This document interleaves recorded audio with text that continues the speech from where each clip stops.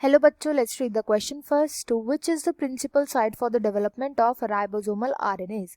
ऐसी कौन सी साइट होती है जहाँ पर राइबोसोमल आरएनए डेवलप किया जाता है, ये हमें यहाँ पे समझना है. यहाँ पे की कॉन्सेप्ट यूज किया जाएगा आरएनएज का. आरएनएज का मतलब होता है राइबोसोमल आरएनएज.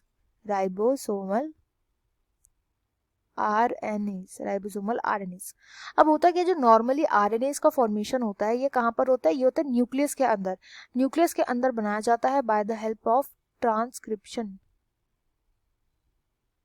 ट्रांसक्रिप्शन के थ्रू. और इसमें जो एंजाइम यूज होता है वो कौन सा एंजाइम होता है, ये होता है आरएनए पॉलीमरेज. RNA polymerase. जब ट्रांसक्रिप्शन यहाँ पर हो जाता है तो ये न्यूक्लियस से रिलीज करके साइटोप्लाज्म में भेज दिया जाता है. साइटोप्लाज्म में जाकर के इसका ट्रांसलेशन किया जाता है.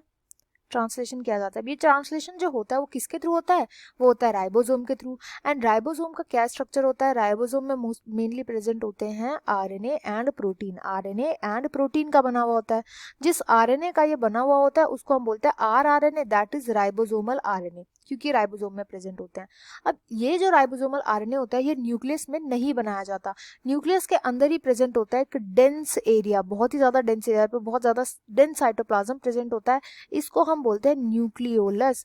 एंड न्यूक्लियोलस में जो आरएनए पॉलीमरेज होते हैं उनका फंक्शन होता है राइबोसोमल आरएनए का फॉर्मेशन करना. तो इसका राइट आंसर हो जाएगा nucleolus. I hope you understood well. Best of luck and thank you.